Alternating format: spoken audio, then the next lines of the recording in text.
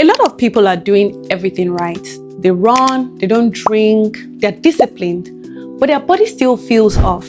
Low energy, brain fog, midday crash, and the frustrating part is that they can't even explain it because it's almost like you have to push through. There's coffee, discipline, willpower, but the truth is that it's not a discipline problem. There's something deeper going on. And today, I'm not just going to explain it, I'm going to show you exactly what to start doing differently. And I want to keep this simple, no complicated medical language, just understanding your body in a way that actually makes sense.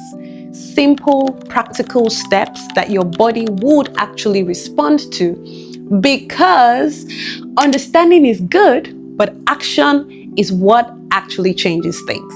So let's talk about this character. Let's call him Mr. X, 40 years old, works a demanding job, very disciplined, probably runs a few times a week, doesn't drink, wakes up early. From the outside, he looks healthy, but by midday, he's drained, and not that he's lazy, but he's just not motivated. And sometimes he just feels like he's forcing himself through the day. And that right there is the clue. Because your body is not designed to be forced, it's designed to have energy naturally. So the question is, why doesn't he? Now let's start with something that people praise a lot. I do too, because I love doing it as well. Waking up early. X wakes up at 5 a.m. It sounds great, right? But the question is, what time is he sleeping? Because waking up early does not mean anything if you're not sleeping enough. He was going to bed probably around midnight. Revenge bedtime procrastination is a real thing. In 2020, a study in China, widely cited globally, shows that adults intentionally delay their bedtime because they probably didn't have enough time for themselves during the day. So they stay up late watching TV, scrolling. In fact, I found myself doing this a couple of times. But the problem is that it's bad for your health. And a study from Harvard shows that professionals working longer hours tend to go to bed later, and they tend to sleep less and have poorer sleep quality. Another data from Philips Global Sleep Survey shows that 62% of adults worldwide feel they don't get enough sleep. 62%. So he was probably maybe getting 5 hours of sleep. Now think about that. The body repairs itself when you sleep. Your energy gets restored when you sleep. Hormones reset. And if you cut sleep short, you have started your day already low. It's like starting your phone at 30% battery. You'll manage for a while, but you will crash. And for most people, that crash probably happens around noon. And what you need to do, just start here. Don't overcomplicate it. Pick a sleep window that is fixed. Aim 7 to 8 hours.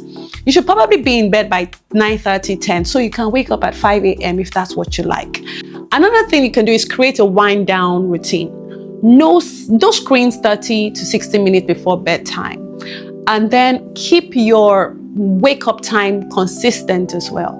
Don't try to fix everything at once. You can fix sleep first and everything else can come after that. The second thing about Mr. X is probably coffee. That's what most people do. When they're unable to sleep well, they just go straight to coffee. Now, coffee doesn't give you energy. It just blocks the feeling of being tired. So you feel alert, but your body still feels tired underneath. And if you didn't sleep well, coffee is just covering it up. It's not fixing it. So coffee can push your stress hormones up. And now your body is kind of in an alert mode and it would feel like energy. But it's not stable, it's temporary. And what happens after a temporary spike is a crash. What you can do differently is that you can delay your coffee. Wait till about 90 minutes after waking up. Let your body wake up naturally first. And don't drink coffee on an empty stomach. Eat something first, even if it is small. Reduce dependence. If you crash without coffee, that's a signal that you are dependent on coffee. So you don't have to quit coffee, but you can stop using it as a crutch. Okay, another area that people who crash quickly probably do is that they exercise a lot. So this man runs and X was running regularly, and you know that exercise actually sometimes boosts your energy. But after poor sleep, your body is already on low, and if you exercise, that is stress. Now, exercise is only good when your body can recover. But if you are drained and you're unable to recover properly, you'd feel worse, not better. And what you can do differently is that you want to match your exercise to your energy level. So if you have low energy, go on a lighter workout. Instead of doing your cardio, you probably go for a walk, strength training, and prioritize recovery. Rest days are part of the plan, not laziness. Now let's look at Mr. X's mornings again. So he does coffee, he didn't sleep well, and then maybe he had a light breakfast, or maybe he had to rush to work. So nothing. What did you expect when you eat absolutely nothing? Energy would be unstable. You may feel okay at first, but definitely you later feel it. Low energy, poor focus, you're irritable, and you know that midday crash a lot of time is not random, like I have already mentioned earlier. Your body is saying, I don't have enough fuel. And it's not about eating junk, it's about eating properly. Healthy fats, protein, balanced meals, something your body can use, something your brain would appreciate. And what you can do is eat within 1 to 2 hours of waking, especially if you feel tired and anxious. A balanced meal routine, something that has eggs, beans, avocado, and then some healthy grains. And avoid coffee-only mornings. That's a crash waiting to happen. You do not need a perfect diet. What you do need is consistent fuel. Now, another thing is your energy.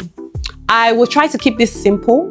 Inside your body, you have these tiny engines called the mitochondria. They are what creates energy, and they need nutrients to work properly. Things like magnesium, B vitamins, iron.